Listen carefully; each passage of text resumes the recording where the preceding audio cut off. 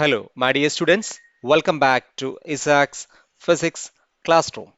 ഇന്ന് നമ്മൾ ഡിസ്കസ് ചെയ്യാൻ പോകുന്നത് തെർമോഡൈനാമിക്സിലെ ഏറ്റവും ഇമ്പോർട്ടൻ്റ് ആയ കൺസെപ്റ്റ് ആണ്, ദാറ്റ് ഈസ് കാർനോട്ട് എഞ്ചിൻ. ലോകത്തെ ഏറ്റവും കൂടുതൽ എഫിഷ്യൻസി ഉള്ള എഞ്ചിനാണ് Carnot engine, because it's an ideal theoretical എഞ്ചിനാണ്. അതൊരു പേപ്പർ എഞ്ചിനാണ്. അപ്പോൾ ഇതാണ് ലോകത്തെ ഏറ്റവും കൂടുതലുള്ള എഫിഷ്യൻസി ഉള്ള എഞ്ചിൻ. അപ്പോൾ ഈ കാർനോട്ട് എഞ്ചിനെ കുറിച്ച് ഒരുപാട് ക്വസ്റ്റ്യൻസ് വരാറുണ്ട്. Working of Carnot engine, Carnot cycle, P V diagram of Carnot engine, efficiency of Carnot engine. അപ്പോൾ ആ എല്ലാ കാര്യങ്ങളാണ് ഈ വീഡിയോ നമ്മൾ ഡിസ്കസ് ചെയ്യുന്നത്. നമുക്ക് നേരെ വീഡിയോയിലേക്ക് കിടക്കാം. Carnot engine. An ideal heat engine operates between two temperatures is called a Carnot engine. It is designed by Sadi Carnot to achieve maximum efficiency. That is, there is no engine more efficiency than Carnot engine. രണ്ട് ടെമ്പറേച്ചറിൻ്റെ ഇടയിൽ work ചെയ്യുന്ന ഒരു heat എഞ്ചിനാണ് Carnot engine. സാഡി Carnot എന്ന scientist ആണ് ഇത് കണ്ടുപിടിച്ചത്.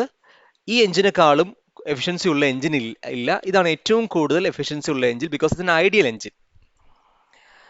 Carnot engine uses an ideal gas as the working substance. Source and sink both of infinite heat capacity. The working substance goes through a closed cycle containing 4 operations called Carnot cycle. ഇതാണ് Carnot engine. അതിലെ main parts source, insulating stand, sink and cylinder. അപ്പോൾ source എന്ന് വെച്ച് കഴിഞ്ഞാൽ അതിൽ infinite heat capacity ആണ്. എത്ര heat എടുത്താലും അതിൻ്റെ ഹീറ്റ് കുറയില്ല. എപ്പോഴും സോഴ്സ് ഹൈ ടെമ്പറേച്ചർ തന്നെ എക്സിസ്റ്റ് ചെയ്യും. എത്ര ഹീറ്റ് അതിന് എടുത്താലും അതിൻ്റെ ഹീറ്റ് കുറയുമില്ല. നമുക്ക് എത്ര ഹീറ്റ് എടുക്കാൻ കഴിയും. അതാണ് സോഴ്സിൻ്റെ ഇൻഫൈനൈറ്റ് ഹീറ്റ് കപ്പാസിറ്റി എന്ന് പറയാൻ കാരണം. ഇനി സിങ്ക് ഒരു കോൾഡ് റിസർവോയർ ആണ്. അതിലേക്ക് എത്ര ഹീറ്റ് കൊടുത്താലും അത് തണുത്തിരിക്കും. അപ്പോൾ എത്ര ഹീറ്റ് വേണമെങ്കിൽ നമുക്ക് സിങ്കിലേക്ക് കൊടുക്കാൻ പറ്റും. അപ്പോൾ സോഴ്സ് എന്ന് വെച്ച് കഴിഞ്ഞാൽ രണ്ടും, സിങ്കും സോഴ്സും ഇൻഫൈനൈറ്റ് ഹീറ്റ് കപ്പാസിറ്റി ആണ്. സോഴ്സിന് എത്ര വേണമെങ്കിൽ ഹീറ്റ് എടുക്കാം, സിങ്കിന് എത്ര വേണമെങ്കിൽ ഹീറ്റ് കൊടുക്കാം. സോഴ്സിന് എത്ര ഹീറ്റ് എടുത്താലും സോഴ്സിന് ടെമ്പറേച്ചർ ഹൈ ആയിരിക്കും. സിങ്കിന് എത്ര ഹീറ്റ് കൊടുത്താലും സിങ്കിന് ടെമ്പറേച്ചർ ലോ ആയിരിക്കും. ഇനി സിലിണ്ടറിൽ നമ്മൾ വർക്കിംഗ് സബ്സ്റ്റൻസ് ഐഡിയൽ ഗ്യാസ് ആണ്. ആ സിലിണ്ടറിന്റെ പ്രത്യേകത piston frictionless easily movable piston ആണ്. സൈഡ് വാൾസ് അഡിയബാറ്റിക് ആണ്, ഹീറ്റ് ട്രാൻസ്ഫർ ചെയ്യില്ല. പിസ്റ്റണും അഡിയബാറ്റിക് ആണ്. ബേസ് ഡയാതെർമിക് ആണ്, ബേസിലൂടെ ഹീറ്റ് ട്രാൻസ്ഫർ കണ്ടക്ട് ചെയ്യും. അപ്പോൾ ആ സിലിണ്ടറിനുള്ളിൽ ഉപയോഗിക്കുന്ന ഐഡിയൽ ഗ്യാസ് ആണ്. സിലിണ്ടറിന്റെ വാളും പിസ്റ്റണും ഹീറ്റ് കണ്ടക്ടിങ് ചെയ്യാത്ത നോൺ കണ്ടക്ടിങ് ആണ്, ദാറ്റ് ഇസ് അഡിയബാറ്റിക് ആണ്. ബേസ് ഡയാതെർമിക് ആണ്, ബേസ് കണ്ടക്ട് ചെയ്യും. ഇതാണ് main parts of Carnot engine. നമുക്കിനി കാർനോട്ടിന്റെ വർക്കിംഗ് ആണ് എക്സ്പ്ലെയിൻ ചെയ്യാനുള്ളത്. അപ്പോൾ കാർനോട്ടിൽ ആദ്യം നമ്മൾ ചെയ്യുന്നത് ആ വർക്കിംഗ് സബ്സ്റ്റൻസ്, അതായത് സിലിണ്ടർ സോഴ്സിൽ പ്ലേസ് ചെയ്യും. അപ്പോൾ സോഴ്സിൽ പ്ലേസ് ചെയ്യുന്ന സമയത്ത് ആ സിലിണ്ടറിന്റെ പിസ്റ്റൺ പൊസിഷനാണ് അവിടെ കാണിച്ചിരിക്കുന്നത്. അപ്പോൾ നമുക്കറിയാം അതിന്റെ ബേസ് എന്ന് പറയുന്നത് ഡയാതെർമിക് ആണ്, ഹീറ്റ് കണ്ടക്ട് ചെയ്യും. അപ്പോൾ സോഴ്സ് എന്ന് പറഞ്ഞാൽ ട്രെമൻഡസ് ഓഫ് ഹീറ്റ് ആണ്. അതൊന്ന് ചൂട് സ്വാഭാവികമായിട്ട് എന്ത് ചെയ്യും, ആ സിലിണ്ടറിന്റെ ഉള്ളിലേക്ക് ഫ്ലോ ചെയ്യും. അപ്പോൾ സിലിണ്ടറിന്റെ ഉള്ളിലേക്ക് Q1 എന്ന ഹീറ്റ് ഫ്ലോ ചെയ്യുമ്പോൾ അതിൽ ഐഡിയൽ ഗ്യാസ് ആ ഹീറ്റ് റിസീവ് ചെയ്ത് എക്സ്പാൻഡ് ചെയ്യും. അപ്പോൾ എക്സ്പാൻഡ് ചെയ്യുമ്പോൾ ശ്രദ്ധിക്കേണ്ട ഒരു കാര്യം, എടുക്കുന്ന ഹീറ്റ് കംപ്ലീറ്റ് ആയിട്ട് വർക്കായിട്ട് അവിടെ മാറ്റുന്നത് ഇന്റേണൽ എനർജി കൂട്ടുന്നില്ല. അപ്പോൾ എത്രമാത്രം ഹീറ്റാണ് എടുക്കുന്നത് ആ ഹീറ്റ് മുഴുവൻ എക്സ്പാൻഡ് ചെയ്ത് അവിടെ ഒരു ഐസോ തെർമൽ എക്സ്പാൻഷൻ ആണ് സംഭവിക്കുന്നത്. കാരണം ആ ഹീറ്റ് പിസ്റ്റൺ മുകളിലേക്ക് പോകും. അപ്പോൾ മുകളിലേക്ക് പോകുമ്പോൾ എടുക്കുന്ന ഹീറ്റ് മൊത്തം ആ പിസ്റ്റൺ മൂവ് ചെയ്യാൻ വേണ്ടി എടുക്കുകയാണ്. ഇന്റേണൽ എനർജി കൂട്ടുന്നില്ല. അപ്പോൾ അവിടുത്തെ വോളിയം കൂടുന്നതനുസരിച്ച് എന്താവുന്നു, ആ ടെമ്പറേച്ചർ കോൺസ്റ്റന്റ് ആയിട്ട് മെയിൻറ്റെയിൻ ചെയ്യാണ്. അതുകൊണ്ടാണ് ഐസോ തെർമൽ എക്സ്പാൻഷൻ എന്ന് പറയാൻ കാരണം ഹീറ്റ് ഫ്ലോ ചെയ്തുകൊണ്ടിരിക്കുകയാണ്. എക്സ്പാൻഷൻ നടക്കുന്നു, ഹീറ്റ് ഫ്ലോ ചെയ്തില്ല എങ്കിൽ നമുക്ക് ഒരു ഐസോ തെർമൽ എന്ന് പറയാൻ കഴിയില്ല. കാരണം വോളിയം ഇങ്ങനെ എക്സ്പാൻഡ് ചെയ്തുകൊണ്ടിരിക്കുമ്പോൾ ടെമ്പറേച്ചർ ഡൗൺ ആവും. പക്ഷെ ഇവിടെ അങ്ങനെയല്ല, ആ വോളിയം എക്സ്പാൻഡ് ചെയ്യുന്ന അനുസരിച്ച് ഹീറ്റ് അതിലേക്ക് ഫ്ലോ ചെയ്തുകൊണ്ടിരിക്കുകയാണ്. അപ്പോൾ ആ എടുക്കുന്ന ഹീറ്റ് മൊത്തം വർക്കാക്കി മാറ്റിക്കൊണ്ടിരിക്കുന്നു, ഇന്റേണൽ എനർജി കൂട്ടാൻ വേണ്ടി ഉപയോഗിക്കുന്നില്ല. അപ്പോൾ this is known as iso thermal expansion. അപ്പോൾ ഫസ്റ്റ് നടക്കുന്ന പ്രോസസ് ഐസോ തെർമൽ എക്സ്പാൻഷൻ ആണ്. അപ്പോൾ അതിന്റെ വർക്കിംഗ് ആദ്യം എക്സ്പ്ലെയിൻ ചെയ്യേണ്ടത്, the working substance is placed on the source. The working substance absorbs heat and expand isothermally. First process ആയി. ഇനി അടുത്തത് ചെയ്യുന്നത് ആ സിലിണ്ടറിനെ ഇൻസുലേറ്റിംഗ് സ്റ്റാൻഡിൽ പ്ലേസ് ചെയ്യണം. ഇൻസുലേറ്റിംഗ് സ്റ്റാൻഡിൽ പ്ലേസ് ചെയ്യുമ്പോൾ അവിടെ നടക്കുന്നത് എക്സ്പാൻഷൻ കണ്ടിന്യൂസ്. നമുക്കറിയാം ഒരു കാര്യം നടന്നുകൊണ്ടിരിക്കുമ്പോൾ ന്യൂട്ടൺസ് ലോസ് ഓഫ് ഇനേർഷ്യ നമുക്കറിയാം, ഒരു എന്താണ് അവിടെ ചെയ്തുകൊണ്ടിരിക്കുന്നത് അത് കണ്ടിന്യൂ ചെയ്യും. അപ്പോൾ ഈ പിസ്റ്റൺ മുകളിലേക്ക് പോയിക്കൊണ്ടിരിക്കുകയാണ്. ആ സമയത്താണ് ഇൻസുലേറ്റിംഗ് സ്റ്റാൻഡിൽ കൊണ്ടുവയ്ക്കുന്നത്. സോ പിസ്റ്റൺ മുകളിലേക്ക് പോയിക്കൊണ്ട് തന്നെ ഇരിക്കും. പക്ഷേ രണ്ട് സൈഡ് വാൾസും അതുപോലെ തന്നെ ഇപ്പോൾ ബേസ് കണ്ടക്ടിങ് ആണെങ്കിൽ തന്നെ ഇൻസുലേറ്റിംഗ് സ്റ്റാൻഡിൽ വെക്കുമ്പോൾ ബേസ് നോൺ കണ്ടക്ടിങ് ആയി. ഒപ്പം മൊത്തം എന്ന അഡിയബാറ്റിക് ആണ് അവിടെ. അപ്പോൾ അതുകൊണ്ട് അവിടെ നടക്കുന്ന പ്രോസസ് എന്ന് പറയുന്നത് സിസ്റ്റവും സറൗണ്ടിങ് നമ്മൾ ഹീറ്റ് ട്രാൻസ്ഫർ ഉണ്ടാവില്ല. അപ്പോൾ അവിടെ നടക്കുന്ന പ്രോസസ് അഡിയബാറ്റിക് ആണ്. അപ്പോൾ എക്സ്പാൻഷൻ കണ്ടിന്യൂ ചെയ്യുന്നു അഡിയബാറ്റിക്കലി. അപ്പോൾ നമുക്ക് സെക്കൻഡ് പ്രോസസ് ചെയ്യുന്നത് The working substance is placed on insulating stand. The piston expands adiabatically. അല്ലെങ്കിൽ പറയാം എക്സ്പാൻഷൻ കണ്ടിന്യൂസ് അഡിയബാറ്റിക്കലി. അപ്പോൾ ഇത് രണ്ടാമത്തെ പ്രോസസ്സ്. ഇനി മൂന്ന് ചെയ്യുന്നത് ആ വർക്കിംഗ് സബ്സ്റ്റൻസിൻ്റെ അടുത്ത് സിങ്കിൽ വെക്കുകയാണ്. സിങ്ക് എന്ന് വെച്ചാൽ കോൾഡ് റിസർവോയർ ആണ്. അപ്പോൾ കോൾഡ് റിസർവോയർ സ്വാഭാവികമായിട്ട് സിലിണ്ടറിലെ ഹീറ്റ് കോൾഡ് റിസർവോയറിലേക്ക് ഫ്ലോ ചെയ്യും. അപ്പോൾ ഫ്ലോ ചെയ്യുന്ന സമയത്ത് പിസ്റ്റൺ താഴേക്ക് മെല്ലെ വരും. അപ്പോൾ ആ ഫ്ലോ ചെയ്യുന്ന അനുസരിച്ച് താഴേക്ക് വന്നുകൊണ്ടേയിരിക്കും. അവിടെ നടക്കുന്ന ഐസോ തെർമൽ കംപ്രഷൻ. അപ്പോൾ രണ്ട് എക്സ്പാൻഷൻ കഴിഞ്ഞു. സിങ്കിൽ വെക്കുമ്പോൾ നടക്കുന്ന ഐസോ തെർമൽ കംപ്രഷൻ ആണ്. അപ്പോൾ മൂന്നാമത് ചെയ്യുന്നത് the working substance is placed on zinc.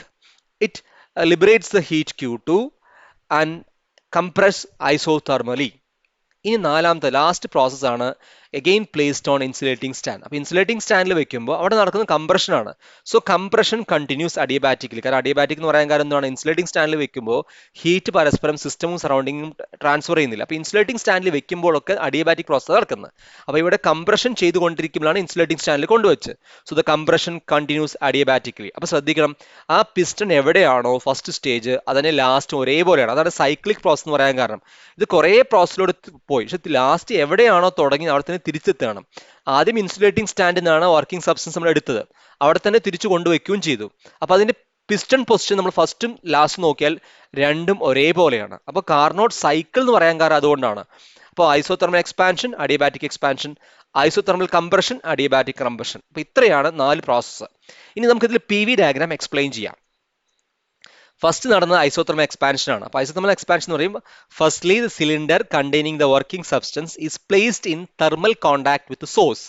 The gas undergoes isothermal expansion and temperature T1 absorbs heat Q1 from the source and its state changes from P1 V1 T2 P2 V2 T1. ശ്രദ്ധിക്കണം, രണ്ടും T1 ആണ്, കാരണം അവിടെ ഐസോ തെർമലാണ്. അപ്പോൾ P1 V1 T1 എന്ന് P2 V2 T1ലേക്ക് ആ graph പോവാണ്. അപ്പോൾ PV ഡയഗ്രാം നമ്മൾ ഓൾറെഡി 4 തെർമോഡൈനാമിക് പ്രോസസ്സിന്റെ പഠിച്ചതാണ്. അപ്പോൾ ഐസോ തെർമലിന്റെ ഗ്രാഫ് ആകുമ്പോൾ കുറച്ച് സ്റ്റീപ്പറാണ്, അഡിയബാറ്റിക് നന്നായിട്ട് സ്റ്റീപ്പർ ഗ്രാഫ് ആവും. അപ്പോൾ P1 V1 T1 എന്ന് P2 V2 T1ലേക്ക് പോകണം. T1 എന്ന് പറയാൻ കാരണം ഇവിടെ നടക്കുന്ന ഐസോ തെർമൽ എക്സ്പാൻഷൻ ആണ്. ഇനി second adiabatic expansion. The gas is now placed on an insulating stand for the expansion to complete. Since now no heat enters or leaves the system, the expansion is adiabatic. The state of the system changes from P2 V2 T1 to P3 V3 T2. അവിടെ ടെമ്പറേച്ചറും പ്രഷറും volume ഒക്കെ മാറുകയാണ്. അപ്പോൾ അത് ശ്രദ്ധിക്കണം. അപ്പോൾ ഇത് adiabatic ആണ്. അപ്പോൾ അഡിയബാറ്റിക് കുറച്ച് സ്റ്റീപ്പർ ഗ്രാഫാണ്. അപ്പോൾ ഇതിൽ ശ്രദ്ധിക്കേണ്ട ഒരു കാര്യമുണ്ട്, അതായത് ആ പോയിന്റുകളൊക്കെ കൃത്യമായിട്ട് നോക്കണം. അതായത് ഇതിൽ മാർക്ക് ചെയ്യുമ്പോൾ ഈ പോയിന്റ് സ്ട്രൈറ്റ് ആയിട്ട് ഈ പോയിന്റ് വരാതെ കുറച്ച് സ്റ്റീപ്പറാണ്. അതുപോലെ ഈ പോയിന്റിൽ നിന്ന് കുറച്ച് ഇങ്ങോട്ട് മാറിയിട്ട് ഒരിക്കലും 4 പോയിന്റ് ഒരു ട്രയാങ്കിൾ പോലെ എന്ത് ചെയ്യരുത്, അല്ലെങ്കിൽ ഒരു സ്ക്വയർ പോലെ വരച്ചു വെക്കരുത്. ക്ലിയർ ആവുന്ന ഈ ഗ്രാഫിന്റെ ആ പൊസിഷൻസ് കറക്റ്റായിട്ട് എന്ത് ചെയ്യുന്നത് മെയിൻറ്റെയിൻ ചെയ്യണം. അപ്പോൾ P2 V2 T നിന്ന് P3 V3 T2ലേക്ക് പോയി. അപ്പോൾ ഇവിടെ നടക്കുന്ന അഡിയബാറ്റിക് എക്സ്പാൻഷൻസ് ആണ്. അപ്പോൾ 2 എക്സ്പാൻഷൻസ് കഴിഞ്ഞു. ഇനി മൂന്നാമത്തെ പ്രോസസ് ആണ് isothermal compression. The cylinder is then placed on the sink at temperature T2. Gas is compressed to reject some heat, say Q2, to the sink. Since temperature T2 remains constant, the compression is isothermal. The state changes from P3 V3 T2 to P4 V4 T2. ഇവിടെയും temperature മാറുന്നില്ല, കാരണം ഇതൊരു ഐസോ thermal process ആയതുകൊണ്ട് temperature remains constant ആണ്. കാരണം ഈ P1 V1 T1 correct എഴുതണം, കാരണം വർക്ക് ഡൺ ചെയ്യുമ്പോൾ നമുക്ക് ആ നൊട്ടേഷൻ കറക്റ്റായിട്ട് കൊണ്ടുവരണം. Next adiabatic compression, the last process. The cylinder is again placed on the insulating stand for the completion of compression process. Since now no heat enters or leaves the system, the compression is adiabatic. The state of the system changes from P4 V4 T2 to P1 V1 T1. അപ്പോൾ എവിടെയാണോ തുടങ്ങിയത് അവിടെ തിരിച്ചെത്തി. അതാണ് Carnot cycle എന്ന് പറയാൻ കാരണം. അപ്പോൾ കാർനോട്ട് സൈക്കിളിന്റെ PV ഡയഗ്രാമാണ് അവിടെ മറിച്ചിരിക്കുന്നത്. അതിൽ Q1 എന്ന ഹീറ്റ് അബ്സോർബ് ചെയ്തു സോഴ്സിന്, Q2 എന്ന ഹീറ്റ് സിങ്കിലേക്ക് കൊടുത്തു. നമുക്കിനി ഇതിന്റെ എഫിഷ്യൻസിയും വർക്ക് ഡൺ ആണ് കാണേണ്ടത്. ഇപ്പോൾ ടോട്ടൽ വർക്ക് ഡൺ കാണുമ്പോൾ നമുക്ക് നൊട്ടേഷൻസ് കറക്റ്റായിട്ട് വേണം. അപ്പോൾ ഫസ്റ്റ് നടന്നിരിക്കുന്ന ഐസോതെർമൽ എക്സ്പാൻഷൻ ആണ്. ഐസോതെർമൽ ഓൾറെഡി നമ്മൾ ഇക്വേഷൻ പഠിച്ചാണ്, μR T1 log E V2 by V1.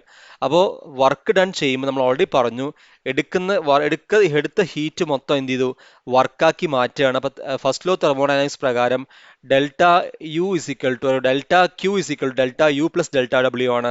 അപ്പൊ എടുത്ത ഹീറ്റ് മൊത്തം വർക്കാക്കി എന്ന് പറയുമ്പോൾ ഡെൽറ്റ യു 0 ആയതുകൊണ്ട് നമുക്ക് delta W is equal delta Q or നമുക്ക് എന്ത് പറയാം W1 ഈക്വൽ ടു Q1 എന്ന് പറയാം. അങ്ങനെയാണ് mu R T1 log V2 by V1 എന്ന് പറയാൻ കാരണം. So final V2 initial V1 at constant temperature T1. അതാണ് ഇങ്ങനെ ഇക്വേഷൻസ് വരാൻ കാരണം. Next adiabatic expansion. അപ്പോൾ അഡിയബാറ്റിക് ഇക്വേഷൻ നമ്മൾ പഠിച്ചാണ് mu R T2 minus T1 by 1 minus gamma. And also isothermal compression W3 is equal to, that is Q2 ആണ് കൊടുത്തിരിക്കുന്നത്, mu R T2 log V4 by V3. കാരണം final V4 ആണ്, initial V3 ആണ്, V4 by V3. And last one adiabatic compression, that is mu R T1 minus T2 1 minus gamma. അപ്പോൾ ഇതാണ് നമുക്കിത് already നമ്മൾ ഇതിൻ്റെ ഡെറിവേഷൻ പഠിച്ചാണ്, ജസ്റ്റ് അത് എടുത്തെഴുതിയത് മാത്രമേ ഉള്ളൂ. അപ്പോൾ ഇതിൽ ശ്രദ്ധിക്കേണ്ട കാര്യം തേർഡും ഫോർത്തും ശ്രദ്ധിക്കാം. അതായത് mu R T2 log V4 by V3 നമ്മൾ V3 ബൈ V4 എന്ന് എഴുതും. അപ്പോൾ നമുക്കറിയാം ലോഗ് എക്സ് ബൈ വൈനെ ലോഗ് വൈ ബൈ എക്സ് എഴുതുമ്പോൾ minus of log Y by X എഴുതിയാൽ മതി. അതായത് log X by Y is equal to minus of log Y by X എന്നാണ് എഴുതേണ്ടത്.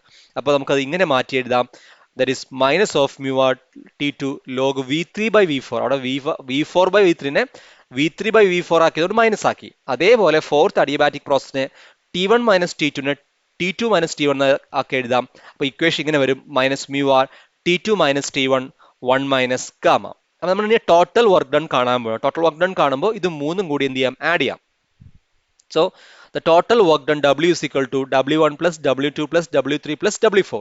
So W is equal to mu r T1 log E V2 by V1, mu r T2 minus T1 1 minus gamma minus mu r T2 log V3 by V4 minus mu r T2 minus T1 1 minus gamma. അതിൽ mu r T2 minus T1 1 minus gamma ഒന്ന് positive negative ആണ്, cancel ആയി പോവും. So mu r T1 log V2 by V1 minus mu r T2 log V3 by V4. V3 by V4 നമുക്ക് V2 by V1 എഴുതാൻ പറ്റും. അതൊരു വേറെ derivation ആയിട്ട് തന്നെ അടുത്ത വീഡിയോയിൽ ഞാൻ പറഞ്ഞുതരാം. അതായത് നമുക്കതൊരു ഡെറിവേഷൻ ആയിട്ട് അതൊരു ക്വസ്റ്റൻ ആയിട്ട് വേണമെങ്കിൽ ചോദിക്കാം. So mu r T1 log V2 minus V1 by VR22 log V2 by V1.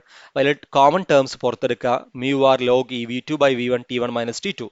So this is the total work done in Carnot engine. Carnot engine total work done കാണുന്ന equation ആണ് mu r log ഈ V2 by V1 T2 minus T1. ഇത് natural ലോഗിലേക്ക് മാറ്റണമെങ്കിൽ 2.303 കൊണ്ട് മൾട്ടിപ്ലൈയും ചെയ്യാം. അപ്പോൾ അതിൽ ശ്രദ്ധിക്കേണ്ട കാര്യം V3 by V4 equal to V2 by V1 എന്നൊരു ഡെറിവേഷൻ ഉണ്ട്, സ്മോൾ ഡെറിവേഷൻ ആണ്. അതിവിടെ ചെയ്യണം നിർബന്ധമില്ല. ശരിക്കും എന്താണത്, അതൊരു സെപ്പറേറ്റ് ക്വസ്റ്റൻ ആയിട്ട് ചോദിച്ചുകൊണ്ട് ഞാനൊരു വീഡിയോയിൽ എന്ത് ചെയ്യാം, അല്ലെങ്കിൽ ഓൺലൈൻ ക്ലാസ്സിൽ നിന്ന് എക്സ്പ്ലെയിൻ ചെയ്ത് തരാം. ഇനി അടുത്ത എഫിഷ്യൻസി എക്സ്പ്ലെയിൻ ചെയ്യേണ്ടത്. The efficiency of heat engine is equal to W by Q. എടുത്ത work ratio of total work done divided by heat absorbed. Total work done നമുക്കറിയാം, എടുത്ത ഹീറ്റ് Q1 ആണ്, കൊടുത്ത ഹീറ്റ് Q2 ആണ്. So Q1 minus Q2 by Q1, that is 1 minus Q2 by Q1. അത് നമുക്ക് ഇങ്ങനെ എഴുതാൻ പറ്റും, heat is equal 1 minus T2 by T1. ശരിക്കും ആക്ച്വലി എഫിഷ്യൻസി ഇങ്ങനെയാണ് നമ്മൾ കാണുന്നത്, W ബൈ Q1 ആണ്. ടോട്ടൽ വർക്ക് ഡൺ നമ്മൾ ഓൾറെഡി കണ്ടുപിടിച്ചു കഴിഞ്ഞു, mu r log V2 by V1 T1 minus T2 ആണ്. Q1 ഹീറ്റ് അബ്സോർബ്ഡ് ആണ്, ഹീറ്റ് അബ്സോർബ്ഡ് കംപ്ലീറ്റ്ലി വർക്കാക്കി ഫസ്റ്റ് W1 ആക്കി മാറ്റിയിട്ടുണ്ട്. അപ്പോൾ Q1 നമുക്ക് W1 എന്ന് കൊടുക്കാം. അങ്ങനെ mu r T1 log V2 by V1 കൊടുത്തത്. അപ്പോൾ mu r log ഈ V2 by V1 കട്ട് ചെയ്ത് പോയി. So equation T1 minus T2 by T1 വരും. അങ്ങനെയാണ് 1 മൈനസ് T2 by T1 വരുന്നത്. അപ്പോൾ efficiency of heat engine means 1 minus Q2 by Q1 or 1 minus T2 by T1. അപ്പോൾ Carnot എഞ്ചിനെ കുറിച്ച് വളരെ ബ്രീഫായ കുറേ കാര്യങ്ങൾ എക്സ്പ്ലെയിൻ ചെയ്തിട്ടുണ്ട്. Efficiency of Carnot engine, total work done, PV diagram, Carnot cycle and working of Carnot engine and different parts of Carnot engine. ഇത്രയും questions ആണ് നമുക്ക് expect ചെയ്യേണ്ടത്. Hope these concepts are clear. If you have any doubts, feel free ask to comments. Thank you for watching. Thank you.